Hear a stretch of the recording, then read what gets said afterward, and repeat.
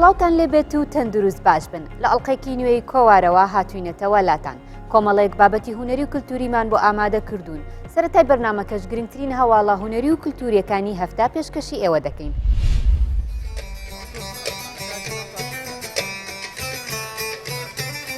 تیپی شانۆی دهۆک بە هاوبەشی بەڕێوەبەرایەتی گشتی ڕۆشنبیری و هوەری سلێمانی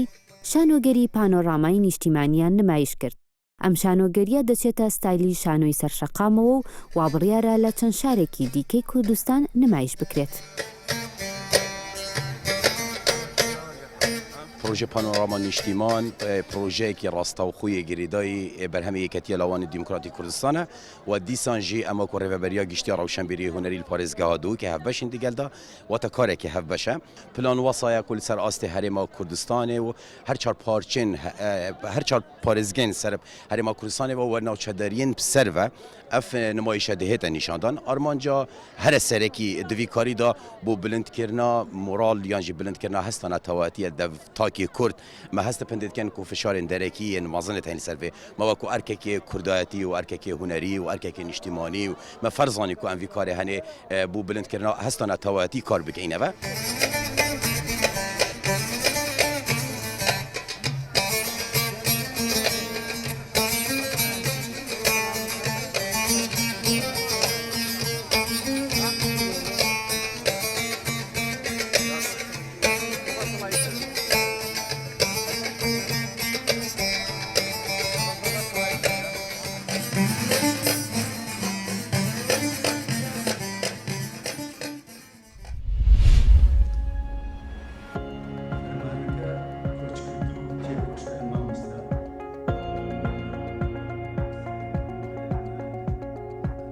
یەکێتی نووسەرانی کورد لە قی سلێمانی لە درێژەی کار و چالاکیەکانیدا لە ئێوارە کۆڕێک بۆ بڵاوکردنەوە و واژۆکردنی هەرسێ کتێبی زمانی دادگاکان و ئومی تەذهب ئیلە الجەنە و ئەو خوایەی دایکم خۆشی دەویست کە لەلایەن قوبادی جەلیلزادەوە نووسراوە ڕێکخست.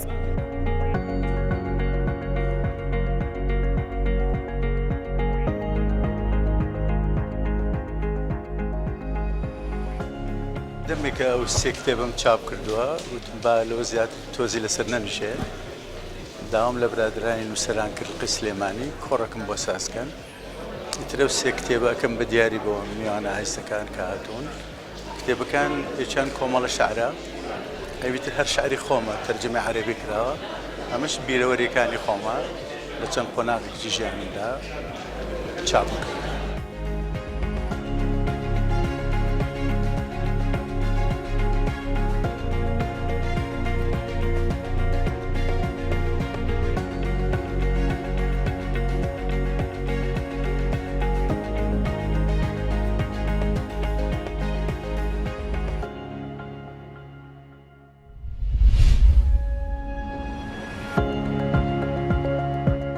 کتێبی موعجیزەی کۆریای باشوور بڵاو کرایەوە کتێبەکە لەلایەن دکتۆر ئەرشەد تەهای شارەزا و لێکۆڵەری بواری سیاسەتی ئابووری نووسراوە و بەرهەمی هەوڵی 4 ساڵی نووسەرە. کتێبەکە باس لە ژمارەیەک وڵاتی باشووری ڕۆژهەڵاتی ئاسیا دەکات بە تایبەتی کۆریای باشوور لە ڕووی بەرەو پێشچوونی سیاسەتی ئابووریەوە لە دوای جەنگی جیهانی دووەم.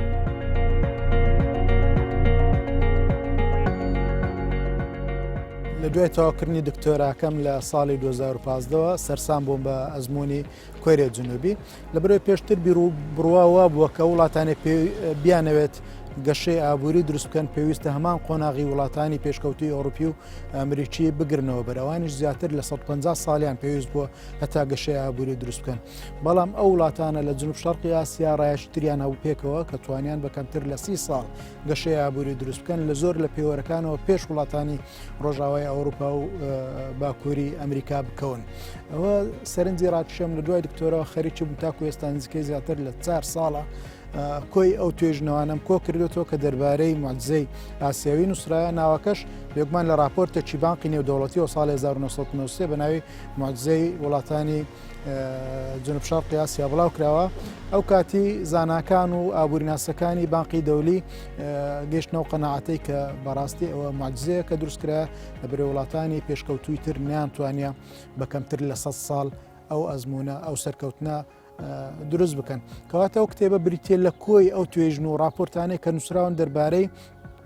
پێشکەوتن و گەشەکردنی ئابووری لە جنوب شەرقی ئاسیا بە تایبەتی دەربارەی کۆریای باشوور. بێگومان ڕەنگە پرسیار بکرێت لە بەرچی کۆریای باشوورمان هەڵبژاردێ وەکو ئاماژەم پێکرد جوانترین نمونەی ئابووری سەرکەوتوترین نمونە لە مێژووی مرۆڤایەتی ئەو چەند وڵاتەن لە جنوب شەرقی ئاسیا توانیان سەرکەوتن بەدەستبێن لەناو هەمووشیان کۆریای باشوور پێشەنگە لەنێ ئەو وڵاتانە وە زۆر تایبەتمەندی کۆریای باشوور لەگەڵ کوردستان هاوبەشن ئەوەی جێگای سەرنجە کۆریای باشوور 35 ساڵ لەژێر داگیرکاری وڵاتی ژاپۆندا بووە و دواتر جەنجی جیهانی دووەم کاریگەری زۆر خراپی لەسەر ئەو وڵاتە هەبووە ژێرخانی وێران کردێ دواتر جەنجی ناوخۆی کۆریای باکوور و باشوور 3 ساڵی خەیاند بە تەواوی ئەو وڵاتە شپرزە بوو دواتر وڵاتەکە کرا دوو پارچە زۆربەی ئەو ژێرخانە ئابووریەی کە هەبوو لە باکوور بوو باشوور لێ بێبەش بوو کاتێک کرا دوو وڵات وەکو وێزگەکانی بەرهەمێنانی کارەبا و بەنداوەکان و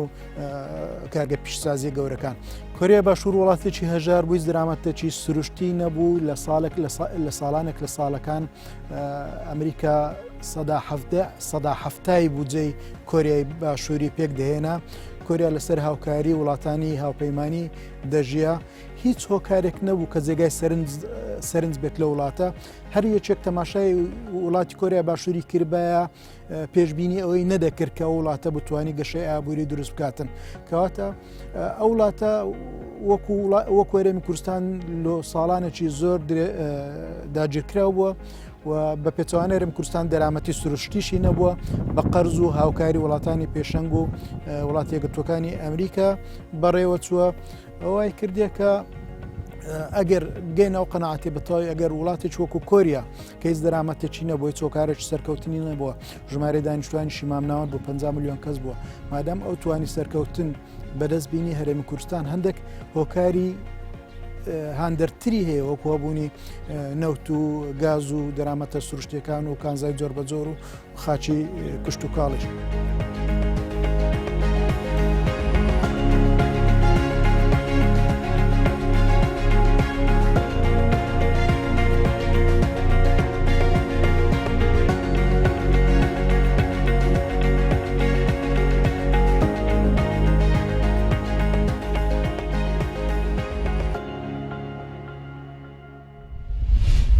ژمارەیەک نووسەر و ڕۆشنبیر لە تاراوگا لە پرۆژەیەکی ئەدەبی و ڕۆشنبیریدا ناوەندێکیان بە ناوی کەپر دامەزراندووە. ئامانجی پرۆژەکەیان گرنگیدانە بە بواری ئەدەب و نووسین و ڕێزمانی کوردی و پێداچوونەوە و چاپکردنی پەرتووکی دامەزرێنەرەکانی ناوەندەکە. کەپر ساڵانە بانگشتی نووسەرێک دەکات و بەرهەمێکی بۆ چاپ و بڵاو دەکاتەوە بە تایبەتی ئەو نووسەرانەی دەرفەتی بڵاوکردنەوەی بەرهەمەکانیان کەم بووە.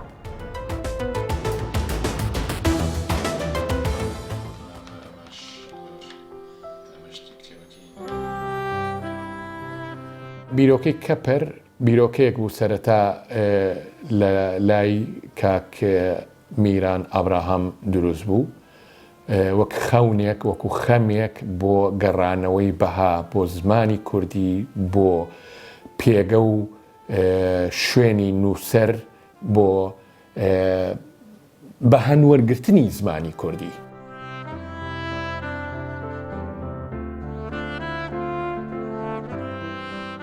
کەپر هەر لە سەرەتاوە تا ئێستاش 3 کەس بەڕێوەی ئەبات لە دەرەوەی وڵات ئەویش میران ئەبراهام لە هۆڵندا من دانا ڕەوف لە ستۆکهۆڵم لەگەڵ کەریم تاقانە هەر لە سوید ئەمە جگەلەوەی کە کاکداراشمان هەیە بەڕاستی ئەندامێکی چالاشی کەپرە کە هەموو ئیش و کارەکانی کەپر لە کوردستان ئەو ئەی بابەڕێەوە.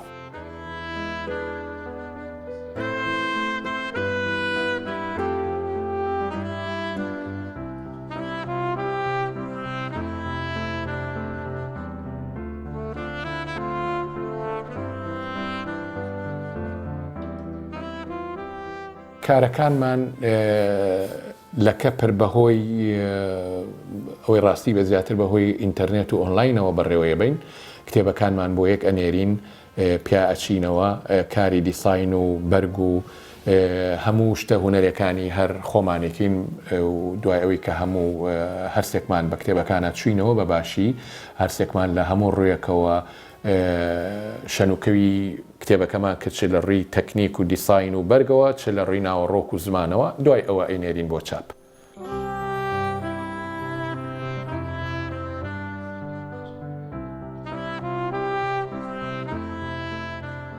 مەرجی ئێمە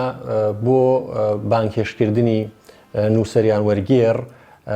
ئەوەیە کە ئەو کەسە دەرفەتی بڵاوکردنەوەی کەم بوو بێت و بنووسێ و حەز بکات لە مەیدانەیە خزمەتێک بکە. ئێمەش بۆی هانی بدەین پێمان خۆشە بە پێی توانای خۆمان کتێبەکەی لێ وەربگرین و بۆی چاپ و بڵاو بکەینەوە.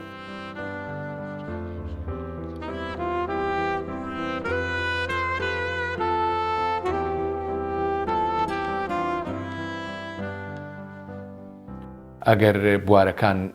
بەپی ئەو پلانانەی کە هەمانە بەردەوام بێ لەوانەیە ئیمساڵ بتوانین 10 تا 12 تا 15 کتێبی کە چاپ بکەین. حالیەن 2 کتێبی تازەمان چاپ بووە ئیمساڵ و لەوانەیە 8 کتێبی کە ئامادە بێ هەتا کۆتایی ساڵ بۆ چاپکردن.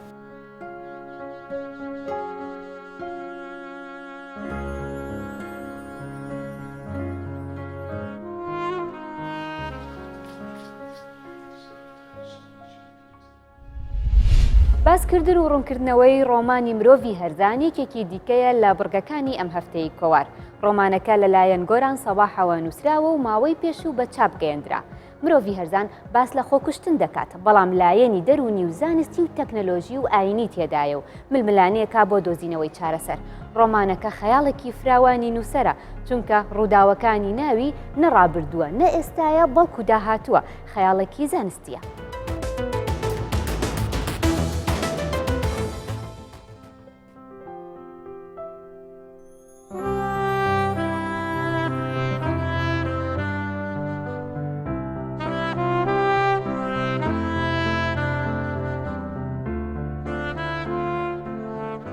خەیاڵی زانستی یەکێکە لە ژانرەکانی ڕۆمان. سەبارەت بە ئەدەبی کوردی ژانرێکی نوێیە، بۆیە من هەوڵێکە و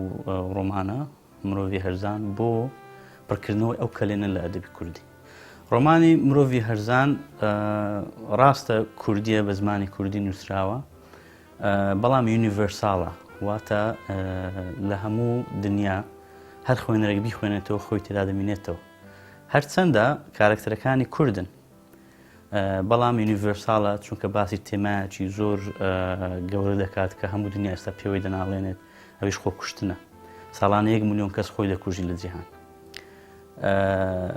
جگە لە کوردی وا ئێستا کاری لەسەر دەکەین کە بە زمانی تریش بڵاو بکەین. هێشتان بڵاو نەبووەوە، بەڵام ئینگلیزەکەی هەندێک ماوە تەواو بێت و زمانی تریش وا ئیشی لەسەر دەکەین. دەستگای نووسیار کە بارەگاکەی لە کۆپنهاگنە دەنیمارک، ئەوان بەڕاستی کارێکی زۆر پرۆفێشناڵیان لەسەر کردووە و خەریکن کە بە ئەم ڕۆمانە بە جیهان بناسێن.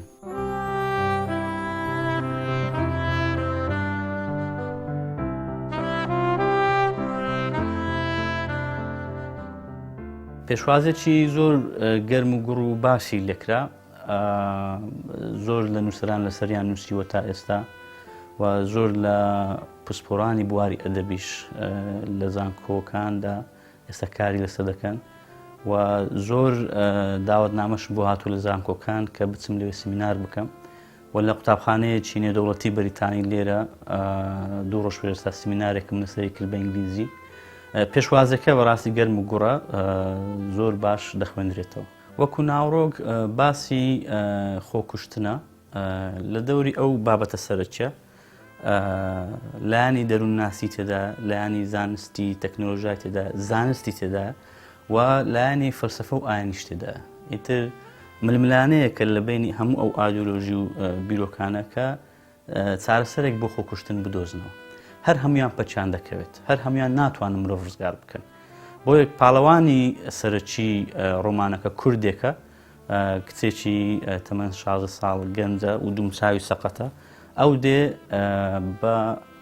لەبەرەوەی باگراوندی دەروونناسی ئایواتە زانستی تەکنۆلۆژی دەبێتە پێشڕەوی جیهان، دەیەوێت جیهان ڕزگار بکە، بەڵام تووشی کۆمەڵێک کێشە و گرفت دەبێتەوە.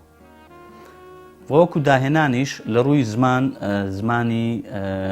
خەیاڵی زانستی زمانێکی تایبەتی دەوێت. 2 جۆرە زمانی نووسین و ئەو زمانەی کە ئەو نەتەوە نوێیانەی لە ناو جیهانی ڕۆمانەکەدا هەن، بۆ نمونە نەتەوەی کانگۆلۆکا کە لە هەسارەیەشتر دەژین، بۆ خۆیان کولتورێک و جیهانێکی دیکان هەیە کە زۆر جیاوازن لە مرۆڤ زمانی خۆیان هەیە ئەو زمانم لەوێدا هێناوە و زمانی نووسینیش تۆ زمانی خەیاڵ تێ زمانی زانست تێ دەبێت ئەو دووە تێکەڵ بکەیت کارێکی ئاسان نییە هەوڵم داوە زۆر بە سادەیی باسی بابەتەکان بکەم چونکە هەردوو لە زمانی خەیاڵی و زمانی زانستی بە تایبەتی زمان زانستی کە زۆر تەکنیکی زۆر زەحمەتە بۆیە زۆر ئیشم لەسەر زمان کردووە لەم ڕۆمانە تا ئێستا سێ ڕۆمانی تری بڵاو نەکراوم هەیە یەکێکیان کە بە ئینگلیزی نووسیمە پێشبڕکێم پێکرد بە یەک لەو پێشبڕکێیانی ڕۆمان لە بەریتانیا بە چەند قۆناغێک داچوو هەزاران ڕۆمان پێشکەش کرابوو تا قۆناغی کۆتایی بەردەوام بوو بەڵام تا ئێستا بڵاوم نەکردوێتەوە بابەتەکەش زۆر گرنگە لەسەر ئەو کچانەی کە لەلایەن داعش فرێنران و سوکایەتیان پێکرا و کێشە و ئاستەنگەکانی ئەوان ئێستا بە ئینگلیزی حازرە بەڵام کێشەکە ئەوەیە هەوڵ دەدەم لەگەڵ چاپخانەیەکی گەورەی دنیا کە بڵاوی بکەینەوە بۆ ئەوەی ئەو کتێبە لەبەرەوەی دەبێتە بەشێک لە ئەدەبی کوردی لە هەموو دنیادا بڵاو بێتەوە.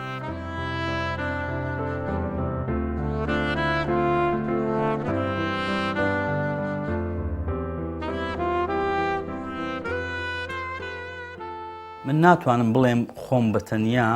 پێشەنجی ڕەوتێکی نوێمە لە ئەدەبی نەخێر من ئیش دەکەم هەوڵ دەدەم کە شتوی نوێ لە ئەدەبی کوردی بکەین و ئەدەبی کوردی بەرەو پێشەوە بین لەو چەق بەستوێی کلاسیکی ئەدەبی کوردی بیهین نەدەرێ هەر من بە تەنیا نیم کۆمەڵێک گەنجی تر هەن کۆمەڵێک ئەدیبی تر هەن کە کار دەکەن یەک لەوانە هۆشنگ شێخ محەممەدە ڕۆمانوس ئارام محەممەدە ڕۆمانوسێکمان هەیە میرام ئەبرام کە ڕۆمانی زۆر جوانی هەیە دۆکومنتی لایانی مێژووی ژیانی کورد و جوولەکە دەکات لە کوردستان زۆر گرنگە گەڕان پێش نووسینی ڕۆمان گەڕان زۆر گرنگە ریسرچ بێگومان کە تۆ دەی دەست بۆ زانست دەبەی زانست هەمووی فاکتە هەموو ڕاستیە کە دەڵی خەیاڵی زانستی تۆ دەبێت باگراوندێکی معریفی باش دەبێت لە ڕووی زانستیەکەیەوە ئەم ڕۆمانی مرۆڤی هەرزان پڕژاوەتە سەر کۆمەڵێک بابەتی زۆر نوێی زانستی یەک لەوانە جینات ئێدیتی واتە تەحریری جیناتی مرۆڤ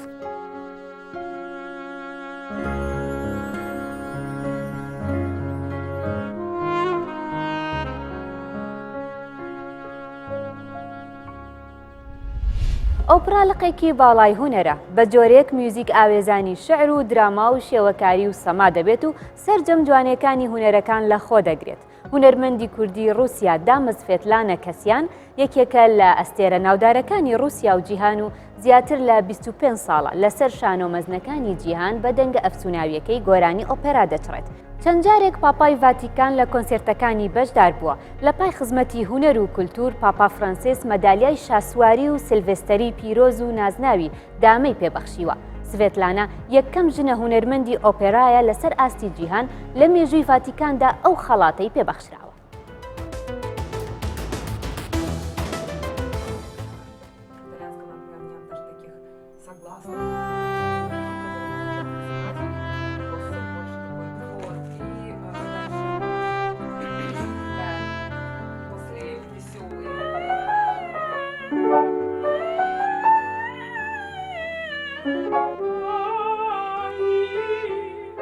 Ez nesel bum derketime Georgia, چوومە کازاخستان مامای ئی سمەیم براتم من سڤێتلانا کەسیان لە شاری باتومی جۆرجیا لەدایک بووم تەمەنم 9 ساڵان بوو لەگەڵ دایکم و براکەم و داپیرم چووینە کازاخستان بۆ لای خوشکی دایکم لە ئاکتۆبێ لەوێ تا تەمەنی 7 ساڵی خەریکی خوێندن بووم پاشان بەردەوام بووم لە گەڕان بە دوای مامۆستای دەنگدا بۆ ئەوەی دەنگی خۆم گەشە پێ بدەم و بەردەوام بم لە چڕینی ئۆپێرا و پێشکەوتن لە چینەکانی دەنگمدا هەست پێ بکەم سەرەتا لە ئەستراخانگ گیرسامەوە لەوێ ساڵێک خوێندم لە کۆلێژ پاشان هاتم بۆ مۆسکۆ بۆ پەیمانگای مۆسیقای میری دیارە دەست بەجێ نەمتوانی بێ بەرامبەر خوێندن بکەم دەبوو پاسپۆرتی کازاخستان بگۆڕم و ببمە هاوڵاتی رووسیا دواتریش هێواش دەبرایم بۆ بەلشەی تیاتر کەم و زۆر چالاکیمان هەبوو. لێرەوە ئیدی ژیانی پیشەیی من وەکو هونەرمەند و تا ئاستی سۆپرانۆ لە ئۆپێرا خەت و خاڵیدا.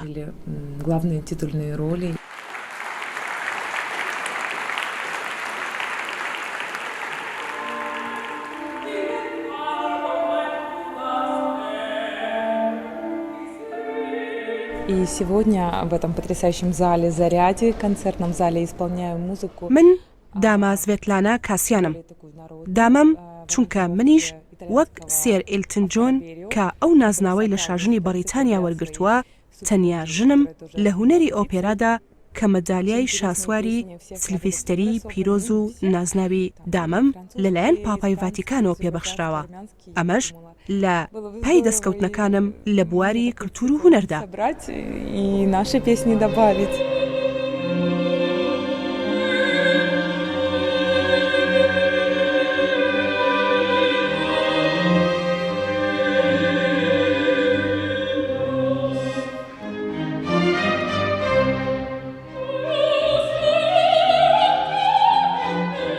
Меня часто спрашивают, каково это выступать на лучших сценах мира. زۆر جار پرسیارم لێ دەکەن کە چه هەستێکم هەیە کاتێک لە باشترین ستەیجەکانی جیهان و لە بەردەم کەسایەتیە ناودار و باڵادەستەکان یان جەماوەری ئاسایی ئۆپێرا دەبچڕم. لە ڕاستیدا بۆ من جیاوازێکی ئەوتوی نییە. من لە هەموو شوێنێکدا ڕۆحی خۆم تێکەڵ بە مۆسیقا دەکەم. ئەم لایەنە بۆ من وەک هونەرمەند زۆر گرنگە. بێگومان گەلێک خۆشحاڵم کە هونەرەکەم هەڵدەسەنگێنرێت و بایەخی پێدرێ. بەر لە کۆڤید-19 چەندین خەڵات و نازناوم وەرگرت. پارساڵیش لە ئیتالیا بەخشینی خەڵاتی سۆرینتۆ هەبوو. من خەڵاتی ڕۆمام وەرگرت. دیارە تەنها کەس بووم کە لە رووسیاوە ئەو خەڵاتم بردەوە و باقی خەڵکەکە لە ئەوروپاوە وەریان گرتووە.